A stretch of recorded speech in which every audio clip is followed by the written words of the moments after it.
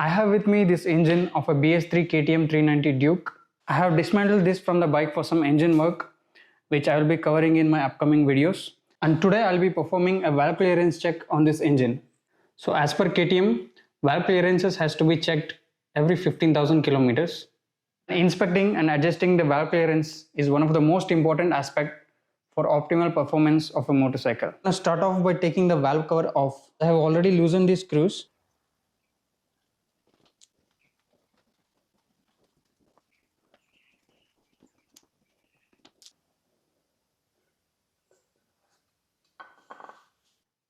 With the valve cover off, there is a gasket. I'll remove this.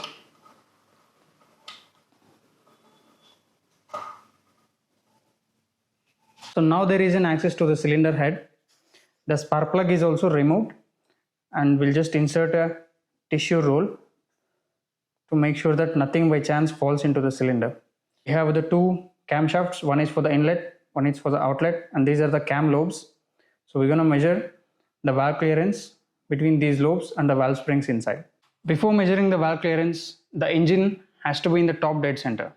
Top dead center means the piston is at the top on the compression stroke. To set the engine to top dead center, these two bolts has to be removed.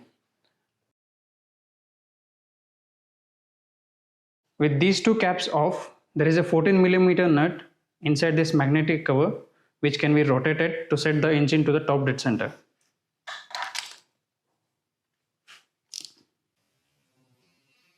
Inside this cap there is an RM mark, and on this magnetic cover there is a reference mark. So that reference mark has to match with this arrow.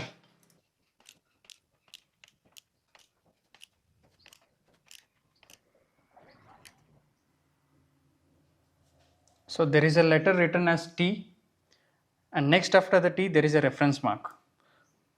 So the reference mark has to be aligned exactly to the arrow.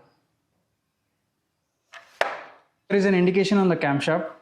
There is T written on both the camshafts, and there are reference marks which are aligned with the cylinder. With T on top and these reference marks aligned with the cylinder and this arrow aligned with the reference mark, the engine is now in top dead center. The piston is now on the top. Once this is set, it's time for some measurement and paperwork. These are the valve specifications for a KTM 390 engine. The intake has to be between 0.08 to 0.12 mm. The exhaust has to be between 0.13 to 0.17 mm. Also, if the valve clearance check is being performed with an engine on the bike, the engine has to be cooled. I first start with an intake with 0.08 mm. Intake left.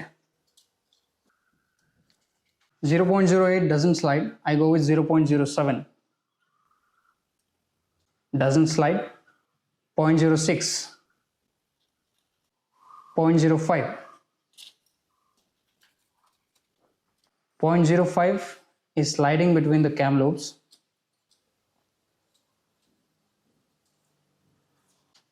0.04 and it is loose. So 0.05 is perfectly sliding between the lobe with minimal friction.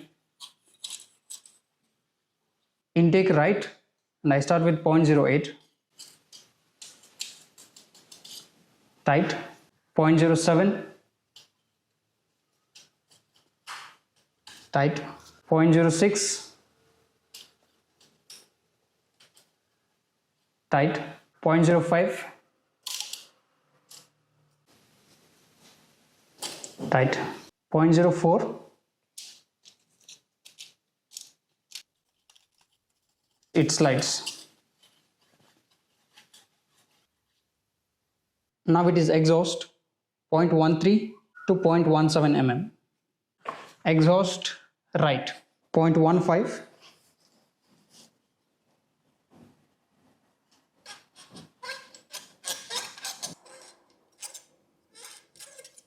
0.15 is perfectly sliding between the cam lobe. However, it's a bit tight. So let's try with 0.14. 0.14. It's 0.10 and 0.04 combined together.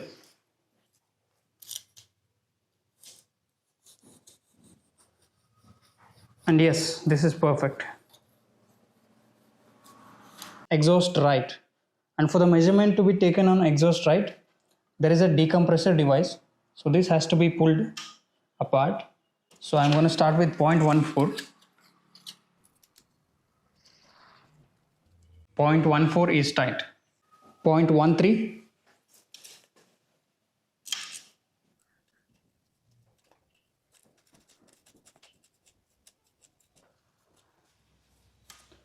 0.13 is perfect. These are the measurement values.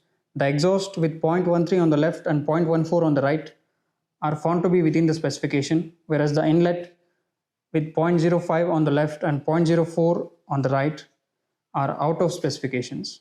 So the inlet valves has to be adjusted between 0.08 to 0.12 mm. I will be putting up another video for the incorrect valve adjustment. Stay tuned with Inspect Motorcycles.